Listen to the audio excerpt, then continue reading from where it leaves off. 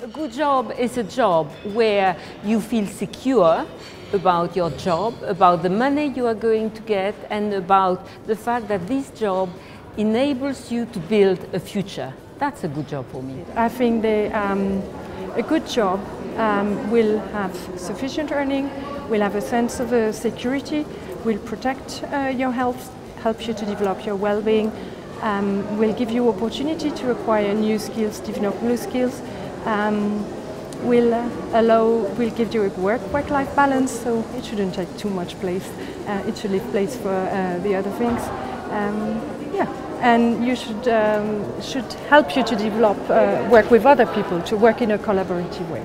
I think you can define a good job in different ways. We heard in the presentation this morning about the different levels. We're talking about the worker, the job, the wider labour market, the regulatory system, the welfare state.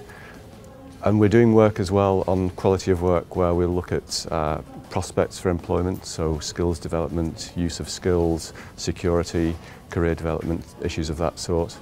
Earnings, of course, are very important. And then a whole range of intrinsic aspects of the job.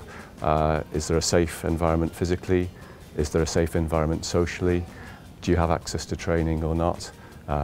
What's work intensity like? Is it compensated for by autonomy? So on and so on. So I think it's multidimensional. You can't reduce it to just employment status or earnings or any one thing. It's a combination.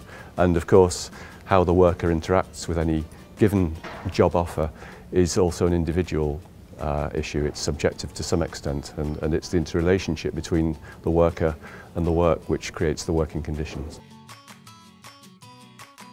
Work will only be sustainable if people have confidence that they can do it, that they can perform it, that they are useful to society, that it's not junk jobs. And to do that, we really have to insist on the quality, on the skills, and on the capacity to adapt to changes. Well, you have to make the economy sustainable. You have to make the activities sustainable, and also the companies, because after all, the wealth is created by the private sector. And then you have an important public sector, but basically it's the private sector. And we need growth. To make jobs and work sustainable, you need a sustainable growth. It's when you have 2% and more growth that you create jobs. And what we need badly today, at least in part of Europe, are more jobs. The social area in general has been an area where soft arguments, speaking from the warm heart, empathy were very important tools. But more and more we need concrete facts and figures, not only about quantity but also about quality. And we need these figures because we have to enter, for instance, in a macroeconomic debate, and on that level it's easy to obtain very concrete information. If you want to make your point on the social level, you must be sure that you can speak at the same level of information. So I'm very fond of facts and figures, and Eurofound is one of the instances that delivers them. So that is only to say that they are really very central to what we are doing. I think I'm really dependent on information, because you can't develop your ideas or your policies without good fact knowledge.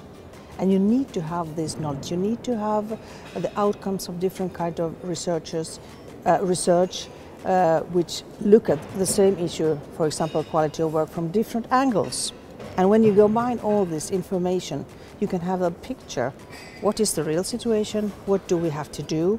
And what, in my mind, is the most important thing to do. So I value a lot the work of Eurofound, because I think it's a very competent and very good institution to produce that kind of information that I really need. In our work, in terms of the policy side, you're looking for what works? What are the arguments that help you persuade people that the ideas that you're putting forward are not totally lunatic, but they actually work, that make sense for business, that workers themselves can feel involved in that.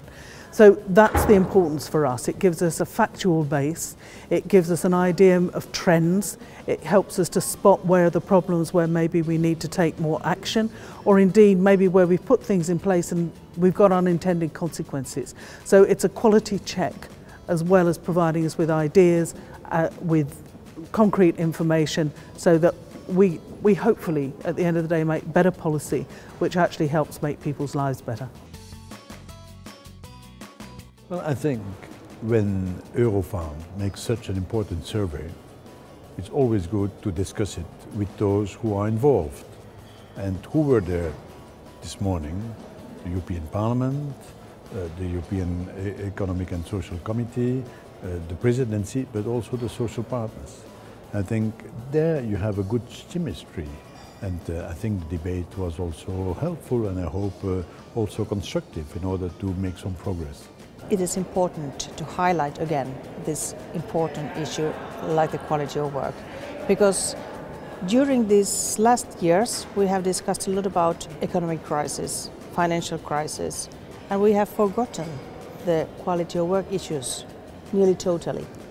We seek to have more enterprises, we seek to have more jobs, but we don't know exactly how to do it.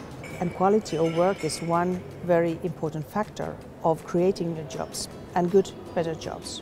I think for me the most significant thing was the echo we got from many different quarters that the quality of work is important. It's something which has been in the European debate for a long time, sometimes with more prominence, sometimes less. And I think in recent years there's been a real concern that it's been overtaken by concern about austerity, crisis, and the need to create jobs full stop. Today, quality came back onto the agenda.